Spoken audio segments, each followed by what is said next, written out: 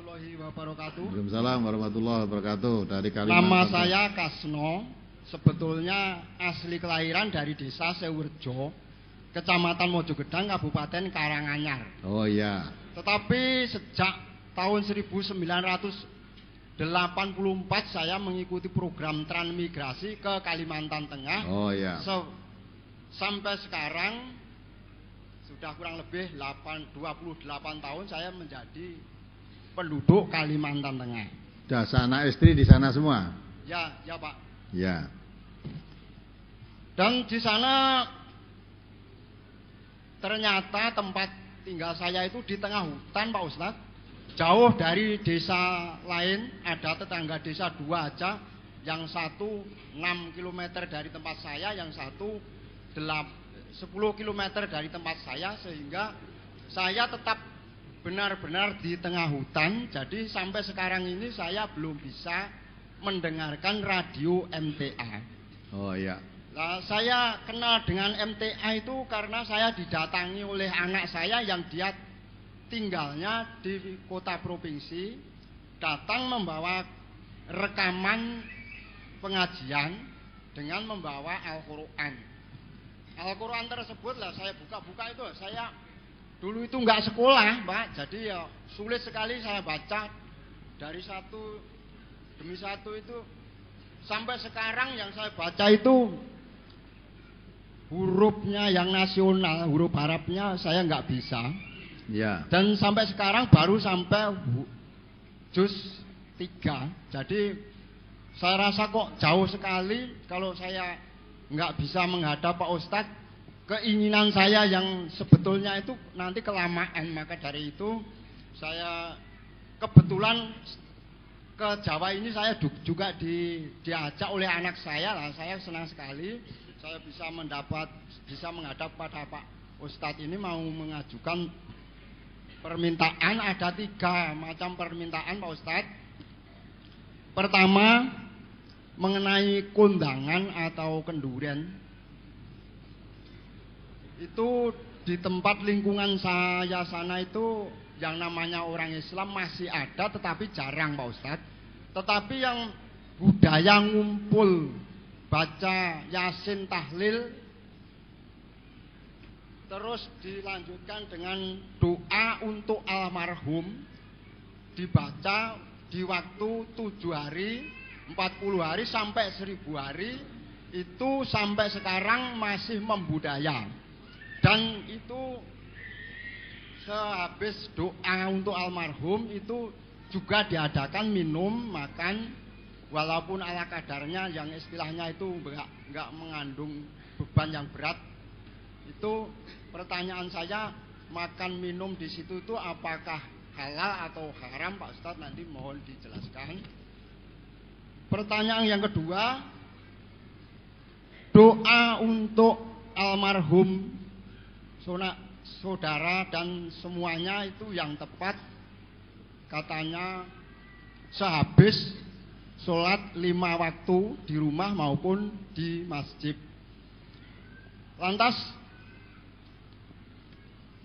ziarah kuburan siapa saja bisa diziarahi, nggak usah pilih-pilih.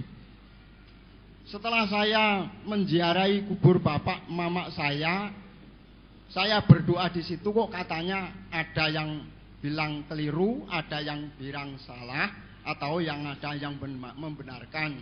Itu yang lurus nanti gimana Pak Ustadz, mohon penjelasan. Itu yang kedua. Yang ketiga atau yang terakhir, ini tetangga saya itu ada orang melahirkan anak setelah jadi ini orang melahirkan anak, bukan melahirkan kambing. Itu adatnya itu enggak sama, Pak. Ada yang sepasaran, ada yang 7 hari, ada yang sampai 8, pokoknya kesaitnya itu katanya itu. Juga ada yang diakekoi, ada yang tidak itu. Tetapi budaya cukur dengan pemberian nama itu pasti, Pak Ustadz. Nah, di waktu pemberian nama dengan cukur itu dilaksanakan dengan dibacakan asroko sambil berdiri itu benar atau tidak? Ada lagi orang yang habis nikah sebelum tamu bubar itu juga dibacakan asrokol sambil berdiri, itu benar atau salah? Mohon diluruskan kepada Bapak Ustadz. Saya rasa sebetulnya banyak Pak Ustadz yang masih belum saya pahami, tapi oleh karena waktu nanti ganti sama teman-teman, ini saya cukupkan sekian dulu. Terima kasih atas penjelasannya. Wassalamualaikum warahmatullahi wabarakatuh. Waalaikumsalam warahmatullahi wabarakatuh. Ya baik, ini Bapak dari Kalimantan Tengah.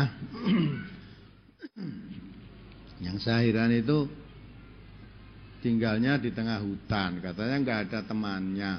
Lah kok bisa kumpul-kumpul kendurian nih? Apa ada kera-kera bisa kenduri? Jadi tanggal di situ kan di tengah hutan bisa dengan. Jadi ya, kalau Bapak punya apa yang itu? saya maksud di tengah hutan itu satu desa itu loh Pak. Oh. Satu desa itu di tengah hutan. Jadi di luar desa itu hutan semua ini.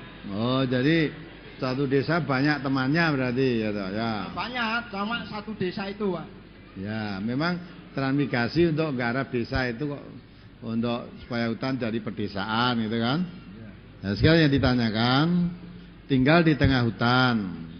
Bisa dengan itu sebetulnya bisa mendengarkan walaupun di tengah hutan kalau Bapak punya apa itu? Radio parabola itu bisa lewat satelit, radio NTA itu. Bisa dengarkan lewat satelit, punya radio salah pakai parabola nanti bisa dilihat di situ. Jadi itu anak saya juga bilang begitu Pak, tapi harus mengundang mekanik dari kabupaten Pak. Jadi jauh sekali. Enggak, itu gampang. Beli parabola nanti kan dipasang oleh tokonya, belinya itu. Lalu nanti tanya gelombang MTA lewat parabola itu caranya bagaimana, nanti bisa dicatat dari sini, nanti bisa dicari sendiri gelombangnya. Dan kalau misalnya ngundang dari kabupaten pun sekali ngundang kan sudah cukup, terus selanjutnya bisa didengarkan terus. Bisa kan? Kemudian di situ terjadi apa? Kenduren, baca Yasin, tahlil untuk orang meninggal dan sebagainya tadi. Kalau ditanyakan itu ada tuntunannya apa tidak, itu tidak pernah dituntunkan oleh Nabi. Banyak orang melakukan, tetapi kalau ditanya tuntunannya tidak ada. Tidak ada. Nah, kalau ada yang mengatakan ada tuntunannya, ya coba dibawa ke sini nanti dibrosurkan, disebarkan. Biar orang yang lain tidak tahu jadi tahu kan, itu kan? Ya. Nah, maka untuk apa? 7 hari, 40 hari, 1000 hari, 100 hari itu dalam Islam tidak ada. Peringatan-peringatan semacam itu tidak ada. Ziarah kubur yang benar bagaimana? Boleh apa mendengar ziarah kubur kepada kuburnya ayahnya, kuburnya ibunya, memintakan ampun kepada ayah ibu, ziarah kubur boleh saja. Yang tidak boleh itu kalau ziarah kubur ke tempat ibu atau ke tempatnya siapa aja, terus minta sesuatu supaya didoakan oleh orang yang mati tadi, itu yang tidak boleh. Tapi kita mendoakan yang mati boleh. Tapi kalau yang mati suruh mendoakan yang hidup, kebalik itu. Orang mati itu tidak bisa apa-apa kok malah dimintai doa. Ini kan? Dan ziarah kubur itu apa? Harus kuburnya ayahnya? Tidak, kuburnya siapapun boleh. Karena Nabi menganjurkan ziarah kubur itu tujuannya tadzkiratan lil maut, supaya kamu ingat mati. Maka ziarahlah kamu ke kubur. Kalau tidak pernah mati, ziarah kubur. Biar kamu ingat bahwa kamu nanti calonnya masuk kubur seperti yang kamu lihat itu. Nah, ini diisukan juga katanya MTA itu melarang ziarah kubur. Ya, di dalam tulisan tadi ada MTA melarang ziarah kubur. Padahal di masjid lewat radio, lewat peresmian-peresmian atau di masjid di akad pagi ini selalu ziarah kubur itu sangat dianjurkan oleh Nabi. Memang dulu pernah dilarang oleh Nabi, kuntu nahaitukum an ziyaratil kubur ala fazuruha fa innahu tadzkiratan lil maut. Dulu kamu saya larang untuk ziarah kubur karena Ziarah kubur umumnya minta sesuatu kepada orang yang ada di kubur. Ya, maka dilarang oleh Nabi. Setelah dijelaskan dengan Islam ini orang yang dikubur itu tidak bisa apa-apa, maka bisanya malah didoakan. Maka masuk ke makbaroh daerah perkuburan itu pun dituntunkan Nabi supaya mendoakan Allah pada yang mati tadi. Assalamualaikum ya ahlad diyar minal mu'minin wal muslimin fa inna insyaallah bikum lahikun. Selamatan buat kamu yang ahli kubur yang muslim, yang mukmin. Insyaallah nanti kami akan menyusul kamu gitu loh. Nah, maka kalau mau berziarah kubur, kuburnya siapapun boleh diziarahi, tetapi jangan minta apa-apa terhadap yang dikubur. Ya. Kalau mendoakan boleh enggak? Kalau memang orang yang dikubur itu ketika sholatnya dia ketika hidupnya dia sholat, boleh dimohonkan ampun, didoakan. Tapi ketika hidupnya orang yang dikubur tadi tidak sholat, enggak boleh didoakan, mohon ampun enggak boleh. Ya. Nabi pernah ziarah kubur ibunya. Nah itu beliau menangis. Kemudian diketahui oleh Abu Bakar dan Umar. Nabi nangis itu, kenapa ya Rasulullah kau nangis, apa yang menyebabkan kamu menangis? Kalau boleh saya ingin ikut nangis, tapi sebabnya apa? Dan Nabi mengatakan, saya menangis karena saya mohon izin kepada Allah untuk memohonkan ampun ibuku tidak dikabulkan, tidak diizinkan. Tetapi saya mohon izin untuk menziarahi kuburnya diizinkan. Di ziarah kubur ibunya Nabi boleh, tapi mohonkan ampun tidak boleh. Nah itu Nabi menangis. Nah, jadi jangan diputar balik ente arah untuk ziarah kubur. Boleh, malah sangat dianjurkan supaya kamu ingat kamu nanti itu akan mati. Mumpung hidup jangan kemelinti, jangan kementus. Ya, seolah-olah kau hidup terus, jangan merasa sombong ya. Nah, coba pelek cahangon. Ya. Itu ya. Ziarah kubur, kamu nanti bakalnya kamu ya mati ya kan seperti ini. Setelah mati seperti itu, ya, apa yang kamu ucapkan, apa yang kamu tulis ya, akan dimintai pertanggungan jawab oleh Allah semuanya. Semuanya akan dimintai pertanggungan jawab. Latus alunna yauma idzin anin naim. Nikmat-nikmat yang telah diberikan oleh Allah, nikmat sehat, nikmat umur, nikmat yang lain-lain diminta oleh Allah, kamu gunakan untuk apa? Pertanggungan jawabmu nanti di hadapan Allah.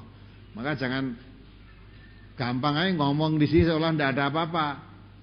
Allah mengatakan ma yalfidhu min qaulin illa ladaihi raqibun atid. Semua ucapanmu yang kamu ucapkan keluar dari lafaz mulutmu itu dicatat oleh para malaikat pencatat.